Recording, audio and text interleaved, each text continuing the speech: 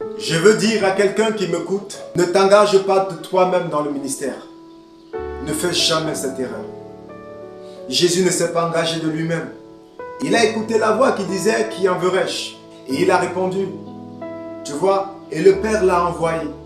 Ne t'engage pas de toi-même. On voit des hommes qui disent, je vais aller, et ils se mettent à partir.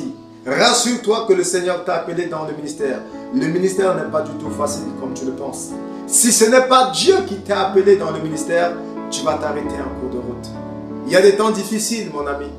Il y a des temps, le ministère n'est pas fait par la force d'un homme, mais par la force d'un Dieu en l'homme. Si tu ne le sais pas et que tu t'es engagé dans cette affaire de toi-même, par toi-même, tu ne tiendras pas.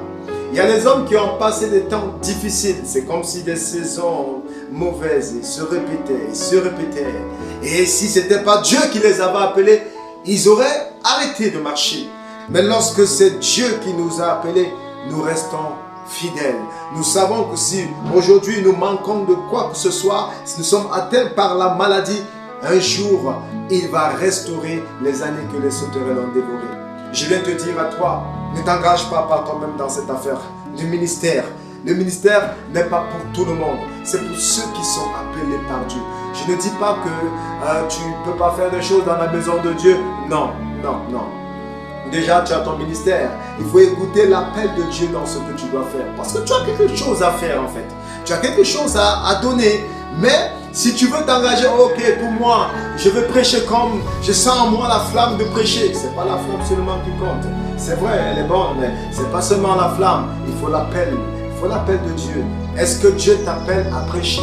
Il y a beaucoup de choses à faire dans l'église. Et c'est aussi un ministère. Tu peux être dans le ministère de louange, tu peux être même dans les bienfaiteurs, les gens qui exercent la libéralité dans l'église. C'est ta part. Qu'est-ce que Dieu te dit? Tu as la flamme, mais est-ce que c'est Dieu qui t'appelle? Rassure-toi toujours, Dieu m'a appelé à faire ceci. Et lorsque tu écouteras même une prophétie qui te demandera de le faire, il faudra que la conviction interne te soit aussi donnée. La prophétie vient appuyer celle qui est interne. Elle ne vient pas révéler une chose que tu ne connaissais pas. Si tu ne connaissais pas, c'est tout simple. Tu n'as pas une relation, une intimité avec le Saint-Esprit. Parce que le Saint-Esprit nous convainc. Il parle à notre esprit. Il convainc à notre esprit. Tu vois? Donc rassure-toi réellement que tu es appelé à faire le ministère. Ne parlons même pas seulement du ministère.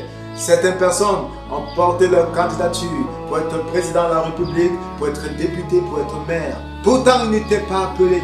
Et au jour d'aujourd'hui, ils se sont fait des ennemis qu'il ne fallait pas. Est-ce que